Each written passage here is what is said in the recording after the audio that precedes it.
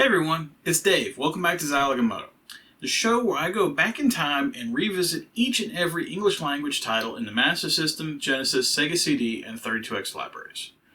The general rule of thumb I follow is if it can be played on an original Genesis with or without add-ons, I'm covering it here, at some point, because it's a lot of titles. About 1,280 different releases to be a little bit more specific.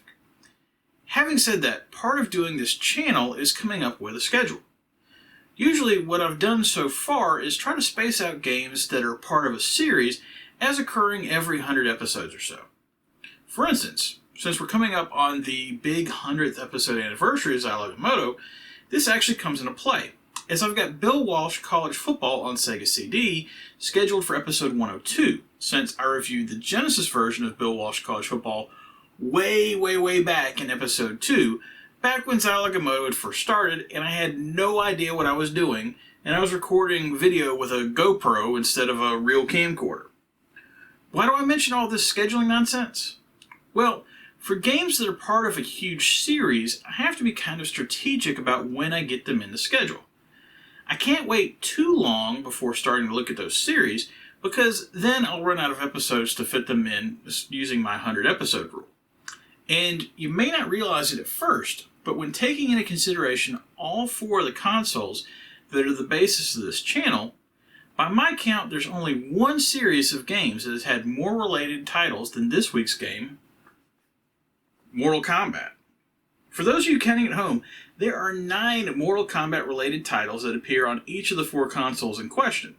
And by my tally, the Mortal Kombat series is only eclipsed by John Madden Football, which also has 9 titles, all on the Genesis, and of course the top series, Sonic the Hedgehog, which has 12 games spread across all 4 of the consoles, and could be argued to be as many as 14 if you were to include the Genesis and Master System ports of Dr. Robotnik's Mean Bean Machine, which I don't, since they're really just Puyo with a fresh coat of paint.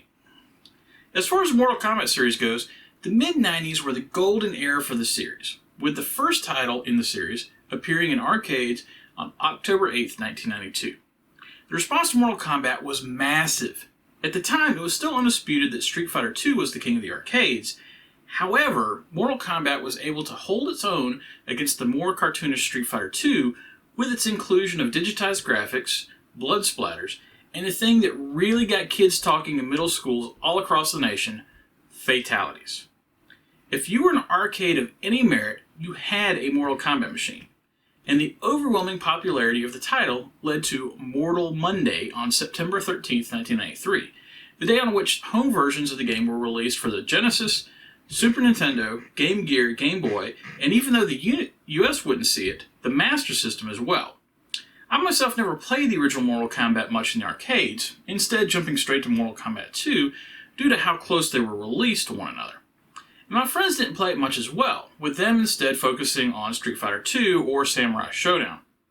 So even though I saw the buzz for Mortal Monday in various game magazines, comic book ads, and even TV commercials, it really wasn't my thing. And in fact, even though I've seen screenshots of the game for years, I've actually never played the Genesis port of Mortal Kombat until this very week for the review. I'm actually kind of excited. So, without further ado, let's get to the actual review, but first, a look at the package. You know, it's interesting how time passes and certain things get a little foggy, so to speak. Take Mortal Kombat, for instance. This is pretty obviously the Genesis port, as you can see due to it being the later Genesis Red Label format. However, for some reason, I just had it in my head that Mortal Kombat predated the Red Label Genesis boxes. I don't know why.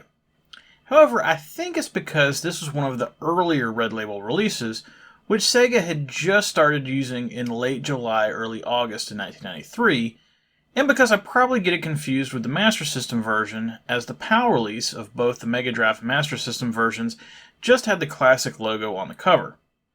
And this is a case of when definitely I think the PAL release, and Japanese release for that matter, has a better looking cover, just because the MK symbol and logo is so iconic. One last quick note just to point out is that the MA13 VRC note on the cover, but for some reason it doesn't actually say VRC on it, like it usually does. This is because Sega's VRC system was created specifically to protect against some of the controversy that they knew Mortal Kombat was going to bring, and Mortal Kombat was the first title to implement it, hence the early version of the label. This particular copy is in decent shape, and it's certainly not perfect from a case perspective. There's a nice missing chunk from a top corner where this probably got dropped at some point, and some other surface scuffs and nicks, especially on the rear spine. But it could be way worse, and the hang tab is intact at the top of the case. However, it appears the outer cover has done its job, as the inner cover is in fantastic shape and has been well preserved with no water or sun damage, and just some minor creasing on the front air holes. Flipping over the back, and this is certainly an interesting layout. I like it, don't get me wrong, although the screenshots are a bit rough, and with an already digitized game that's limited to 64 colors, you don't want that. Just some other odd choices, like the screenshots at the top. Why does the center shot of Liu Kang and Sonya overwrite the smaller one on the left, but not the right? Regardless of that, I do like that all 7 screenshots show off different levels and all the characters except Shang Tsung, and threw in a picture of the arcade machine for good measure, just in case you'd been living under a rock and didn't know what it looked like. The formatting for the flavor text in the middle is a bit of a mess to make it fit, but considering how much is crammed on the back, I'll give them a pass. Opening up the box, and the manual's in really good shape, and here's something you might not be expecting. If you look under the cartridge, we have a customized Acclaim case, similar to the one we just saw for Coffee Crisis and Mega Cat Studios a few episodes ago. Before you think this is an error, as the publisher is technically Arena Entertainment, Acclaim actually owned Arena, so it makes sense for Arena to use one of their cases. As far as the manual goes, this is a pretty solid manual. It's a little on the short side when it comes to the game itself, and somewhat oddly, it only has instructions for playing the game on a 3-button controller, but not the 6-button. I actually thought briefly that it didn't support the 6-button because of this, but thankfully that's not the case. But where the manual shines is towards the end, in the card section. Each character in the game other than Shang Tsung has a write-up in the form of a collectible card that you could theoretically cut out in the manual, and write notes on for the special moves and fatalities. Now, obviously I don't advocate cutting up a poor defenseless manual, but I love all the background information and the comic book styled art that was included in this section. Okay, there's the package. Let's get to the actual game and find out why you should play the Genesis version instead of, say, the Super Nintendo version. It's almost impossible to do a review of Mortal Kombat for the Genesis and not discuss the largest talking point of this release at the time, and that's how Arena/Acclaim and Midway chose to handle bringing the violence of the arcade machine home. Mortal Kombat was certainly not the only popular one-on-one fighting game in the arcades at the time, but Mortal Kombat did 3 specific things that set it apart from all the other arcade machines in 1992 and directly led to its heightened level of popularity. First, rather than go with cartoonish figures like games from Capcom and SNK did, Midway went the somewhat unique route of using digitized actors to play the roles of the various characters instead. Mortal Kombat wasn't the first game to do this. Instead, that award goes to Pit Fighter, which we looked at about 2 months ago for the Genesis port. But Pit Fighter and Mortal Kombat are 2 very different games. While Pit Fighter is more akin to a side-scrolling beat-em-up rather than a traditional one-on-one fighter, you can still see where Midway may have gotten some of their inspiration from. Playing a game with realistic-looking characters just somehow makes the game action seem more visceral, more real, and that matched up with the heightened sense of violence that Midway was going for. The second thing that Midway did differently was how Mortal Kombat handled the violence inherent in a combat fighting game. Anyone who's seen a heavyweight boxing or MMA match knows that by the end, at least one of the combatants' faces is going to look like a blood-oozing balloon, and that's if they're lucky. Within the last month, I saw a clip from an MMA fight where one of the fighter's ears was seemingly dangling by a thread, and when the ref went to stop it, the fighter was so hopped up on adrenaline they didn't realize he was doing a Vincent Van Gogh impersonation. You can go Google it and find it. I'm not linking it here. Anyway, my point is that when 2 people fight one-on-one in real life, bad things happen. To at least give a sense of that, Mortal Kombat included plenty of flying blood in the game, similar to what Williams had done previously with Smash TV. This was a new thing for fighting games at the time, with the closest thing I can think of being when you hit an opponent with a heart attack in the midsection in Street Fighter II, The character will lose some sort of fluid from the mouth, but due to its coloring, it appears to be more that the character is puking rather than losing blood. Regardless, Mortal Kombat was definitely an innovator when it came to the amount of on-screen blood shown. The final thing that Midway did differently with Mortal Kombat was something totally new altogether. Street Fighter and other titles had previously included special moves with their characters to mix up the combat aspects of the game, and to keep things fresh so you literally weren't just punching and kicking all the time. But what if you could do a special move after the fight was over? Something to really rub your win in the face of your opponent that was just ultra violent. I mean, this was a very common thing at the time in martial arts action movies. Usually for the hero to finally vanquish the enemy, it wasn't enough for the hero to win in a final showdown, as the beaten foe would always come back for one last attack, Jason Voorhees style, and the hero would have to end the enemy once and for all, although usually this was done in self-defense. Mortal Kombat removes all the ambiguous morality from it, and included the one thing the game is most known for, and that's the fatality system. Each of the characters in the game has a fatality move, which is essentially a final attack, after the bell, if you will, that involves the player putting in a specific combination of button presses to kill the opponent in a violent way. This, of course, was highly shocking to any parent that never actually watched a Steven Seagal movie with their kids, and was the direct cause for a lot of the negative press around the game, and conversely what led to kids endlessly throwing quarters at the arcade machine. To really get an accurate port of the game, these three things needed to be covered in the port, or else risk fans of the game ignoring the port because it wasn't a true representation of the arcade experience. On the Super Nintendo, Nintendo flat out would not allow the game to be released with blood in any form, so instead all of the blood was colored gray to appear as sweat.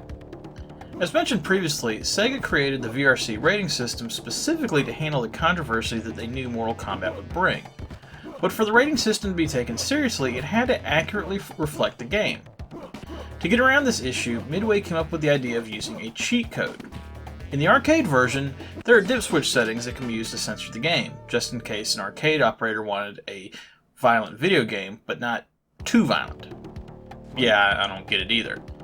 Anyway, if you just play Mortal Kombat on the Genesis in its native state, it runs like the arcade version if it's been put in censored mode, similar to the Super Nintendo version, with blood replaced by sweat, allowing the game to adhere to its MA13 rating. But when you first boot up the game, there's a screen of text about the background of Mortal Kombat that oddly heavily focuses on a code of conduct or honor, and turns things into the wink wink nudge nudge Monty Python routine. Thus, two of the most well-known codes in gaming history were born, aside from the Konami code. Abacab, similar to the Genesis song but with an extra B, and Dullard, with Abacab simply turning the blood on, and Dullard leading to a full-on cheat mode option with further game tweaks. With the codes being turned on, the Genesis version turns into a pretty accurate conversion of the arcade machine. From a graphics perspective, the Genesis on-screen color limitation of 64 colors hurts it, as does any attempted digitization, and we've seen this issue previously numerous times with the Sega CD full-motion video titles. But even with the drop in colors, the game still looks like Mortal Kombat. The Genesis version features slightly smaller sprites and the backgrounds that aren't quite as detailed as the arcade original. However, the bigger hit to me is how the Genesis version has significantly fewer frames of animation. If you only play the Genesis version, you probably won't notice too much, as the characters might seem a bit stiff, but otherwise normal.